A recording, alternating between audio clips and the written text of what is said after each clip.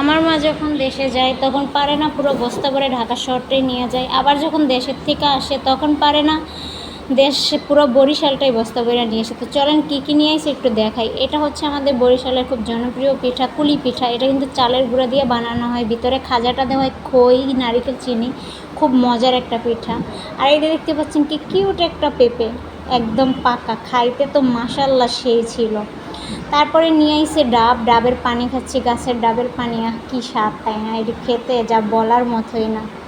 তারপরে নিয়ে আসছে কি, এটা হচ্ছে হেঁচি শাক, একদম ক্ষেত থেকে তোলা, মানে কি বলবো, দেখতেই অন্যরকম। তারপরে এগুলো একদম আমাদের বাড়ির গাছের জাম্বুরা, এগুলো খেতে কিন্তু মাশাআল্লাহ একদম কমলার মতন আমাদের বাড়ির জাম্বুরাগুলো খেতে এত মিষ্টি হয় বা মজা হয়, রসালো হয়, একদম সব কিছু এতই সুন্দর হয়।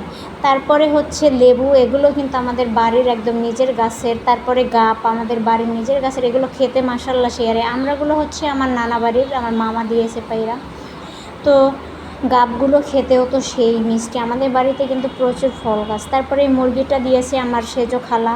তারপরে এক বস্তা বাদাম দিছে আমার সব খালা মামারা মিলে আমাদের জন্য, কারণ এটা সব সময় আমাদের মামারা খালারা এভাবে পাঠায় দেয়। তারপর আমাদের বাড়ির গাছের কাঁঠাল, খেতে তো মাশাআল্লাহ অমৃত। তারপরে নিয়েছে কচু শাক এবং হচ্ছে কলা গাছের থোড়, এই থোড়টা খেতে কিন্তু সেই শাক চিংড়ি মাছ দিয়ে। আর মোচড়া নিয়ে এসছে, মোচড়ার কথা আর কী বলবো, এটা কিছু বলার নেই। তারপরে মিষ্টি আলু আমাদের জন্য রাখতে রাখতে একদম গছ হয়ে গেছে। তারপরে হচ্ছে বিচি কলা, মানে সব কিছু লোভনীয় সেই স্বাদ এগুলো খেতে, মিষ্টিও যেমন বিচিও তেমন।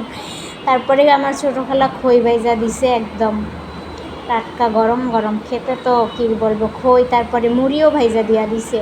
তারপর আরও অনেক কিছু দিছে, দুধ, দই, সব কিছু।